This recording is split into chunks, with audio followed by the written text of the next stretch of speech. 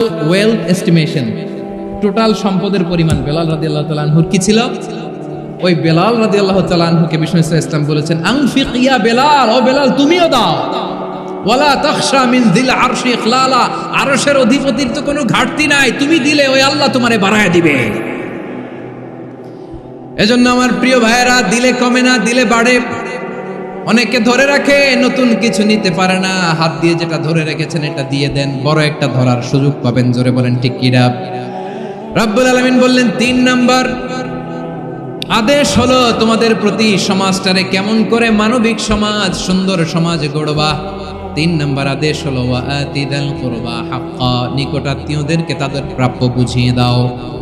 এই নিকটাত্মীয়দেরকে তাদের অধিকার বুঝিয়ে দেওয়া, প্রাপ্য বুঝিয়ে দেওয়াতে আমাদের গাফলতি আছে না নাই?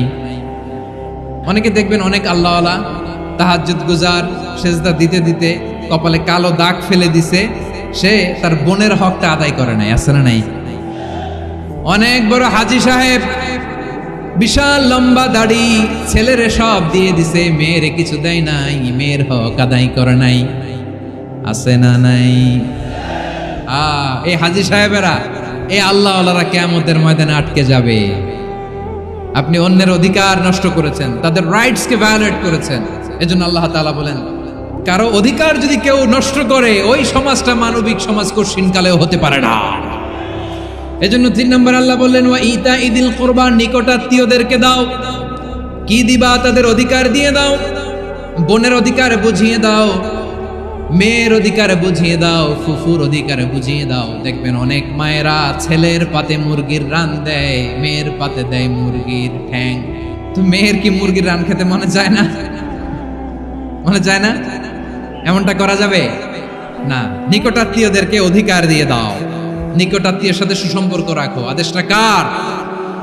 এজন্য প্রিয় ভাইয়েরা, জীবনে যদি বারাকা অর্জন করতে চান, নিকটাত্মীয়দের সাথে সুসম্পর্ক রাখতে হবে, তাদের জন্য উপহার পাঠাতে হবে। বিশ্বনবী বলেন, লা ইয়াদখুলুল জান্নাতা কাতে, যে ব্যক্তি আত্মীয়তার সম্পর্ককে ছিন্ন করে দেয়, সে কঠিনকালেও আল্লাহর জান্নাতে ঢুকবে না। আপনি কি এটারে সহজ হাদিস মনে করছেন? এটা সহজ কথা? আপনি ভাবছেন আপনার নামাজ আপনারে বাঁচাতে পারবে, আপনার রোজা বাঁচাতে পারবে, আপনার তাহাজ্জুদ আপনারে বাঁচাতে পারবে? অধিকার নষ্ট করলে কিছুই আপনারে বাঁচাতে পারবে না। এজন্য নিকট আত্মীয়দেরকে দিতে হবে বেশি বেশি। বিশ্বনবী বলেন, ইন্না সাদাকাতা আলাল মিসকিনি সাদাকা ওয়া আলা যির রাহিমি ইসনাতান সাদাকাতুন ওয়া সিলা। মিসকিনরে দান করলে শুধু দানের সওয়াব হয়, নিকট আত্মীয়কে দান করলে 2টার সওয়াব হয়, সাদাকার সওয়াব হয়, আবার আত্মীয়তার বন্ধন অটুট রাখার সওয়াব হয়ে যায়। আবার বিশ্বনবী বললেন, মান সাররাহু আইয়ুবসাতা লাহু ফি রিজকিহি ওয়া ইনসালাহু ফি আসারিহি ফালইয়াসিল রাহিমা। যে ব্যক্তি তার রিজিকের প্রশস্ততা চায় আর হায়াতে বরকত চায়, সে যেন তার আত্মীয়ের সাথে সুসম্পর্ক রাখে। আমার প্রিয় চট্টলার ভাইয়েরা, আমাদের রিজিক বাড়ুক, এটা আমরা চাই কি চাই না? সবাই চান? হ্যাঁ, আমাদের রিজিকে প্রশস্ততা আসুক, চাই কি চাই না? আমাদের হায়াতে বরকত আসুক, আমরা চাই কি চাই না? এই 2টা যদি চান, তাহলে নিকটাত্মীয়দের সাথে সুসম্পর্ক রাখবেন। পারবেন? তাহলে সমাজটারে মানবিক সমাজ বানায় দিবে কে? 3টা আদেশ চলে গেল। 1 নম্বরে কি ছিল? 2 নম্বরে, 3 নম্বরে নিকটাত্মীয়দেরকে দান। আল্লাহ তাআলা 3টা জিনিসের যেমনি আদেশ করেছেন, অনুরূপভাবে 3টা বিষয় তিনি বারণ করেছেন, নিষেধ করেছেন। ওগুলোর কাছেও যাওয়া যাবে।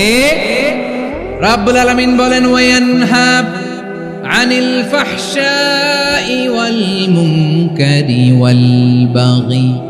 আমি যেমনি 3টি বিষয়ে আদেশ করলাম, অনুরূপভাবে 3টি বিষয়ে বারণ করলাম, নিষেধ করলাম। আমার 1 নাম্বার নিষেধাজ্ঞা হলো অশ্লীলতার প্রতি।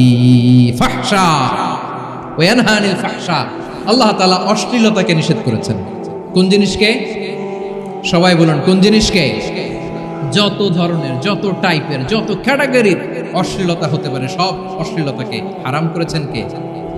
ফাহশা মানে কি? কথায়, কাজে, আচরণে, কমেন্ট, ফেসবুকের কমেন্টসে যত ধরনের নোংরামো আছে, যত ধরনের অশ্লীলতা আছে, এটাকে আরবিতে বলে ফাহশা। রাব্বুল আলামিন বলেন, কুল ইন্নামা حرم ربي الفواحش ما ظهر منها তুবসিরুন। ও নবী, আপনি বলে দেন আমার রব প্রকাশ্য অপ্রকাশ্য, স্পষ্ট কিংবা অস্পষ্ট, দৃশ্যমান কিংবা অদৃশ্যমান সব অশ্লীলতাকে হারাম করেছেন। সব ধরনের অশ্লীলতা হারাম। আল্লাহ তাআলা আমাদেরকে অশ্লীলতা থেকে বাঁচান।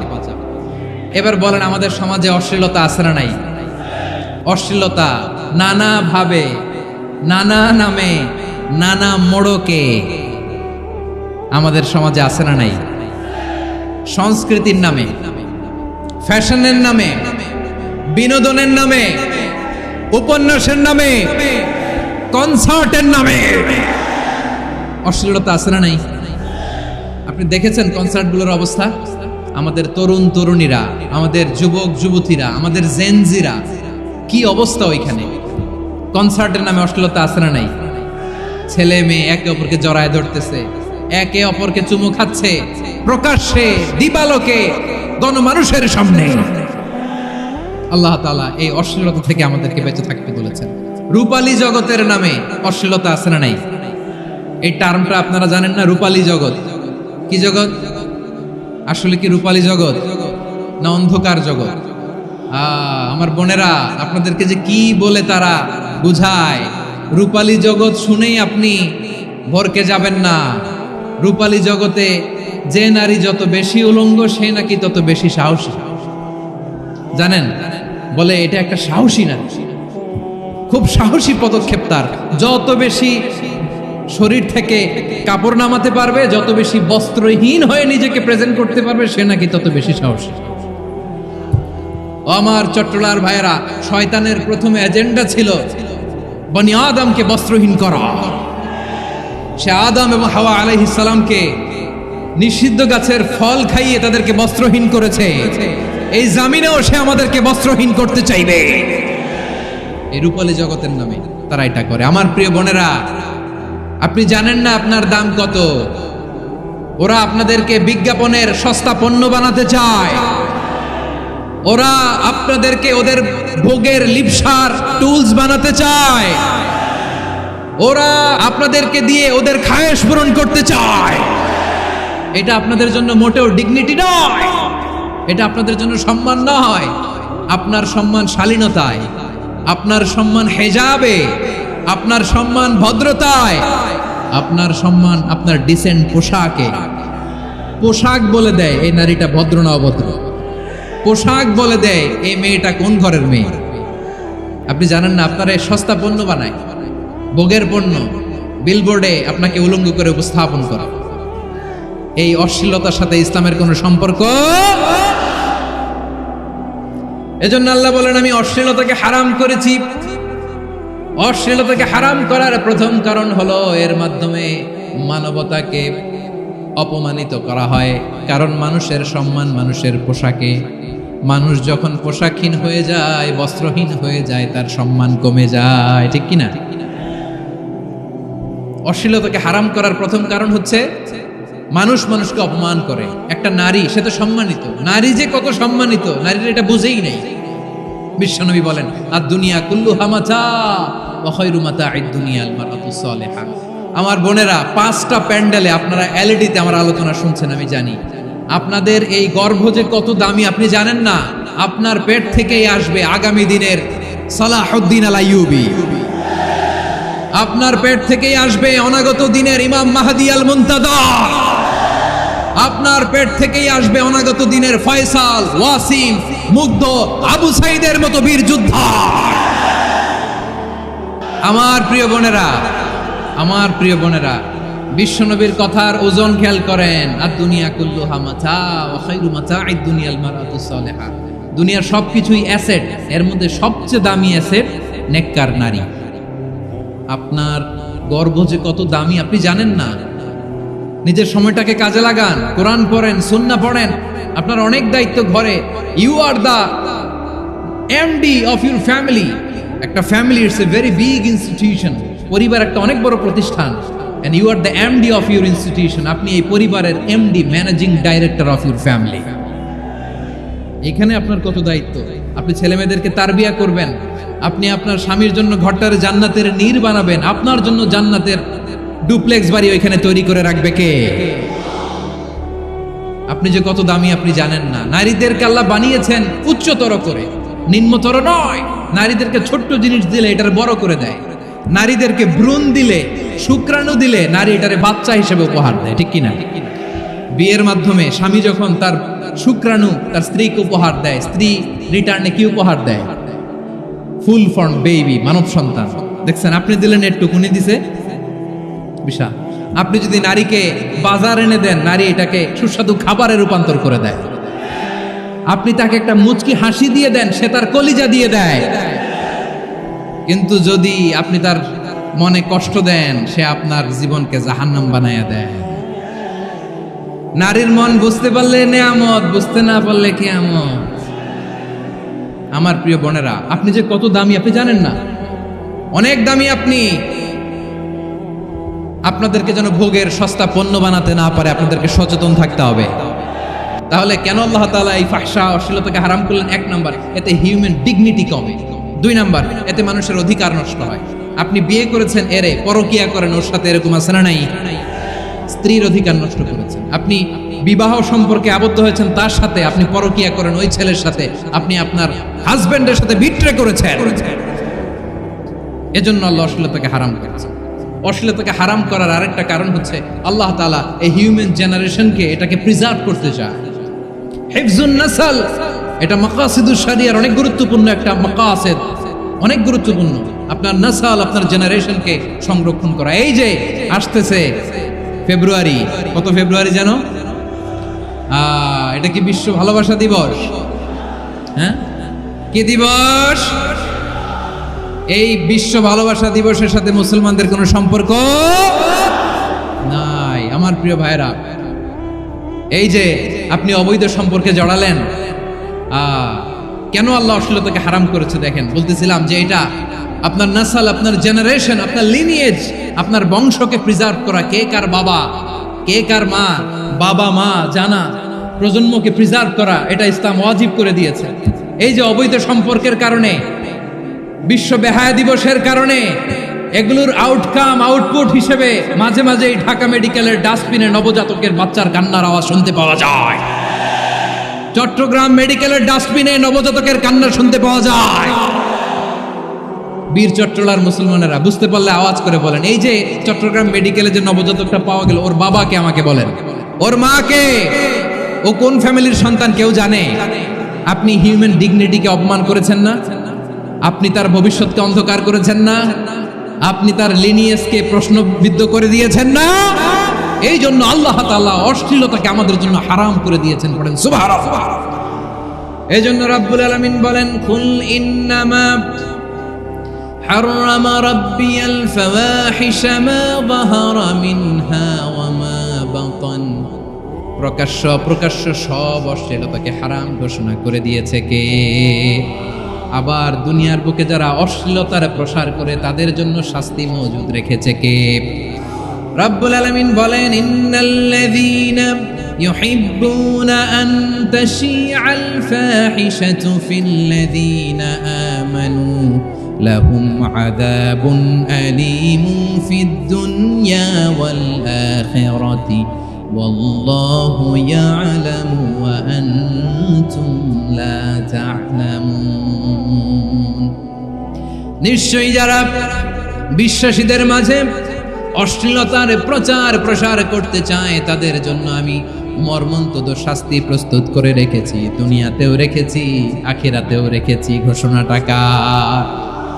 যারা এই নাটকের নামে, সিনেমার নামে, রূপালী জগতের নামে, মুভির নামে, ওটিটি প্ল্যাটফর্মের নামে আমার সমাজে অশ্লীলতা ছড়াতে চায়, তাদের জন্য কঠিন মর্মন্তুদ শাস্তি মজুদ রেখে দিয়েছে কে?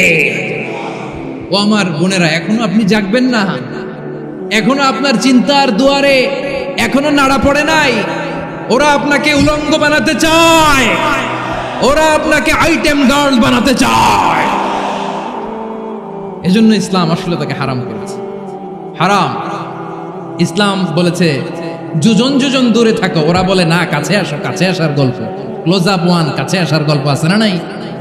তাহলে অশ্লীলতার সাথে আমাদের কোনো সম্পর্ক?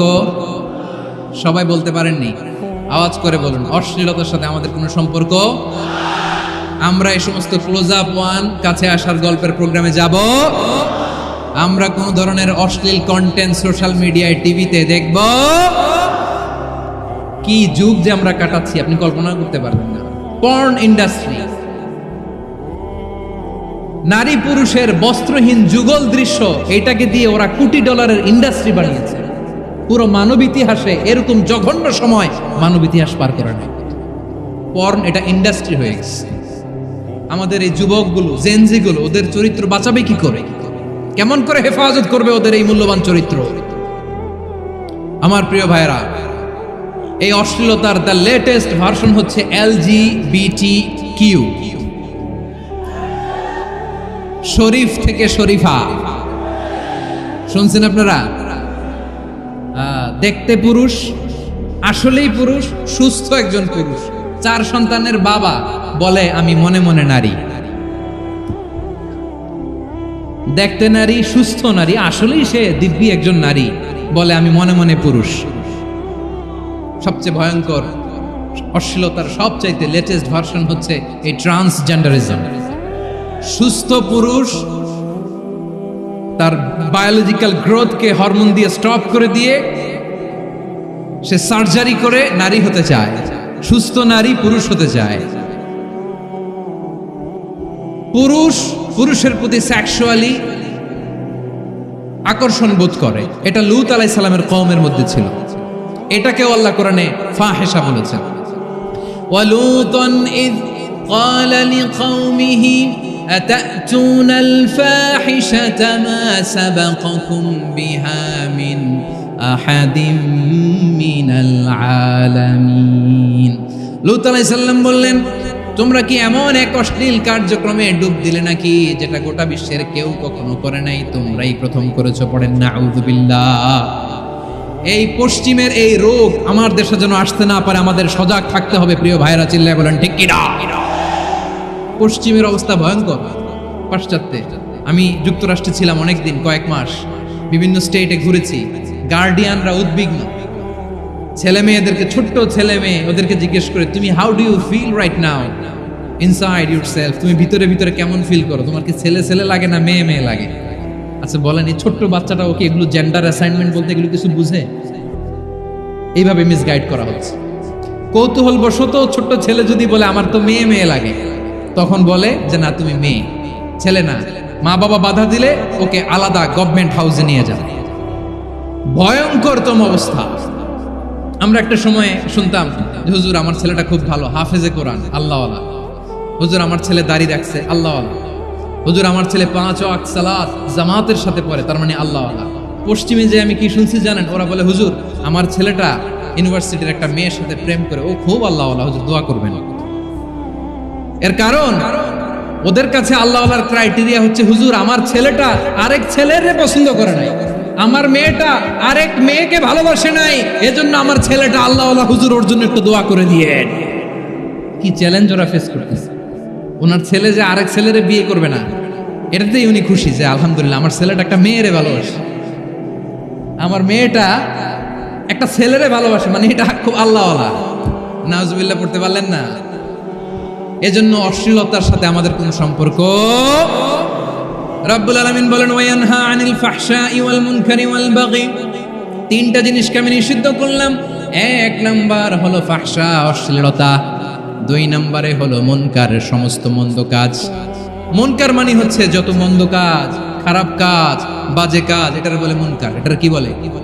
আপনারা পড়ছেন না, তা'মুরুনা বিল মা'রুফি ওয়া তানহাউনা আনিল মুনকার। সৎ কাজের আদেশ, অসৎ কাজের নিষেধ। মুনকার, মুনকার হচ্ছে মানুষের স্বাভাবিক বিবেকবোধ যেটাকে খারাপ বলে, ওইটাই মুনকার। পৃথিবীর সব আসমানি গ্রন্থ যেটাকে খারাপ বলেছে, মানুষের স্বাভাবিক বিবেকবোধ যেটাকে খারাপ বলেছে, এগুলো সব মুনকার। যেমন ইফতিজিং, এটা কি ভালো না খারাপ? মজুদদারি, খাদ্যে ভেজাল দেওয়া, ওজনে কম দেওয়া, মাছে ফরমালিন মিশানো, চাঁদাবাজি, টেন্ডারবাজি, দখলবাজি, এগুলো আমাদের স্বাভাবিক বিবেকেই বলে এগুলো খারাপ, এগুলো হচ্ছে মুনকার। আল্লাহ তাআলা এই মুনকার থেকে আমাদেরকে বেঁচে থাকতে বলেন, আর শয়তান এই মুনকারের প্রতি আমাদেরকে উদ্বুদ্ধ করে। আল্লাহ তাআলা বললেন ইয়া আইয়ুহাল্লাযীনা আমানু লা তাত্তাবিউ খুতুওয়াতিশ শাইতান ওয়া মান ইয়াত্তাবি' খুতুওয়াতিশ শাইতানি ফাইন্নাহু ইয়া'মুরু বিল ফাহশাই ওয়াল মুনকার। আল্লাহ বললেন, আমার গোলামেরা শোনো শোনো, ও আমার বিশ্বাসী বান্দারা খবরদার, তোমরা কশিনকালেও শয়তানের পদাঙ্ক অনুসরণ করবে না, কারণ শয়তান তোমাদেরকে অশ্লীলতা এবং মন্দ কাজের দিকে উদ্বুদ্ধ করে। আমাদের কাজ হচ্ছে শয়তান আমাদেরকে যেদিকে নিতে চায় আমরা তার উল্টা দিকে যাব। শয়তান এই মন্দ কাজকে আমাদের কাছে বিউটিফাই করে চাকচিক্যময় করে আমাদের সামনে উপস্থাপন করে। এজন্য আল্লাহ বলেন মুনকারকে থামাতে হবে, মুনকার প্রতিরোধ করতে হবে। মুনকার প্রতিরোধের দায়িত্ব শুধু আমাদের নাকি? শুধু আপনার খতিব সাহেবের, ইমাম সাহেবের, নাকি মুসলিম উম্মার সবার? আওয়াজ করে বলুন, মুনকার অসৎ কাজ প্রতিরোধের দায়িত্ব কার? রাব্বুল আলামিন বলেন, কুনতুম খায়রা উম্মাতিন উখরিজাত লিন-নাসি তা'মুরুনা বিল মা'রুফি ওয়া তানহাউনা আনিল মুনকার। তোমাদেরকে শ্রেষ্ঠ জাতি করে জমিনের মধ্যে আবির্ভূত করা হয়েছে, যাতে করে তোমরা জমিনের ভেতরে সৎ কাজের আদেশ করতে পারো আর অসৎ কাজের নিষেধ করতে পারো। উম্মা কুনতুম খায়রা, তাহলে গোটা উম্মার দায়িত্ব, এটা বুঝতে পারছেন তো? আচ্ছা, আরো নিচে আসেন। এরপরে আল্লাহ বললেন, শুধু উম্মা না, এই জমিনের রাজত্ব আমি যাদের হাতে দেই, এই জমিনের মালিক আমি যাদেরকে বানিয়ে দেই, যাদেরকে আমি সরকারের দায়িত্ব দেই, তাদেরকেও মুনকার প্রতিরোধের দায়িত্ব দিয়েছে কে? আল্লাহ বলেন, যারা ক্ষমতার মসনদে বসেছে তাদেরকে 4 দফা কর্মসূচি আমি আল্লাহ দিলাম। আওয়াজ করে বলেন, কয় দফা? আল্লাহ বলেন, আল্লাযীনা ইম্মাক্কান্নাহুম ফিল আরদি আকামুস সালাতা ওয়া আতাউজ যাকাতা ওয়া আমারু বিল মা'রুফি ওয়া নাহাউ আনিল মুনকার ওয়ালিল্লাহি আকিবাতুল উমুর। যারা এই জমিনের উত্তরাধিকার হয়েছে তারা 4 দফা কর্মসূচি নিয়ে সামনে আগাবা। সালাত কায়েম করবা, যাকাত আদায় করবা, সৎ কাজের আদেশ দিবা, অসৎ কাজ থেকে মুনকার প্রতিরোধ করবা। আদেশটা কার? আমার প্রিয় চট্টলার ভাইরা, পুরো উম্মার দায়িত্ব মুনকার প্রতিরোধ করা, সরকার প্রধানের দায়িত্ব মুনকার প্রতিরোধ করা। এরপর আল্লাহ বলেন, প্রতিটা ফ্যামিলির যিনি প্রধান সিইও বাবা, প্রত্যেক বাবারও দায়িত্ব এই মুনকার প্রতিরোধ করা। আওয়াজ করে বলেন ঠিক কি না? যেমনটি সাইয়েদনা লোকমান আলাইহিস সালাম ওনার কলিজার টুকরা সন্তানকে আদেশ করেছেন, ইয়া বুনাইয়া আকিমিস সালাতা ওয়া'মুর বিল মা'রুফি ওয়ানহা আনিল মুনকার। পড়েন সুবহানাল্লাহ। বাবা ছেলেকে সবক দিচ্ছে, লোকমান আলাইহিস সালাম ছেলেকে বলতেছে, ওরে আমার কলিজার টুকরা সন্তান, ওরে আমার বাছা, নামাজ কায়েম করবা, সৎ কাজের আদেশ দিবা, আর মুনকার প্রতিরোধ করবা, অসৎ কাজ, সমাজ থেকে খারাপ কাজকে ঝেঁটে বিদায় করে দিবা। তাহলে দেখেন, আমি স্টেপ বাই স্টেপ নামলাম। পুরা উম্মার দায়িত্ব, জমিনের উত্তরাধিকারী আল্লাহ যাদেরকে বানিয়েছেন সরকার, তাদের দায়িত্ব, প্রতিটি ফ্যামিলির প্রধানের দায়িত্ব। এরপরে বিশ্বনবী বলেন, সচেতন প্রতিটি মুসলিমের দায়িত্ব সমাজ থেকে মুনকারকে উৎখাত করা। বিশ্বনবী বলেছেন, মান রাআ মিনকুম মুনকারান ফালিয়ুগাইয়িরহু বিয়াদিহি ফাইন লাম ইয়াস্তাতি ফাবিলিসানিহি ওয়া ইন লাম ইয়াস্তাতি ফাবিকলবিহি ওয়া যালিকা আযআফুল ঈমান। সমাজে যে মুনকার দেখবে, খারাপ কাজ দেখবে, সেজন্য হাত দিয়ে সেটাকে থামায়। আমার প্রিয় ভাইরা, না থামালে আমরাই ডুববো শেষমেশ। আমাদের বাঁচার জন্য হলেও থামাইতে হবে। রব্বুল আলামিন বলেন, ওয়াত্তাকু ফিতনাতাল লা তুসিবান্নাল্লাযীনা যালামু মিনকুম খাসসা। ও আমার গোলামেরা, ওই আযাবকে ভয় করো যে আযাব যখন আমি জমিনের বুকে পাঠাই, শুধু জালেমদেরকেই মারি না, আলেমদেরকেও মারি। আযাব যখন আসে তখন শুধু জালিমই মরে না, আলেমও মরে। জানেন, মুসা আলাইহিস সালামের পায়ে একবার একটা লাল পিঁপড়া, তো উনি রেগে মেগে পাশি দেখে লাল পিঁপড়ার বাসা, পা দিয়ে ডলে মুছে সবগুলো পিঁপড়া মেরে ফেলছে। এই ঘটনাটা আল্লাহ ঘটিয়েছেন, এজন্য মুসা আলাইহিস সালাম ছিলেন কালিমুল্লাহ, সরাসরি আল্লাহর সাথে কথা বলতেন। তিনি আল্লাহকে জিজ্ঞেস করেছিলেন, আল্লাহ তুমি যখন কোনো জনপদে আযাব পাঠাও, শাস্তি দাও, ওখানকার শুধু জালেমরাই তো মরে না, ভালো মানুষগুলাও মরে, তো আযাব দিবা মুশরিকদের উপর দিবা, অবাধ্যদের উপর দিবা, ভালো মানুষগুলোরে মারো কেন? আল্লাহ বললেন, মুসা তোমার যে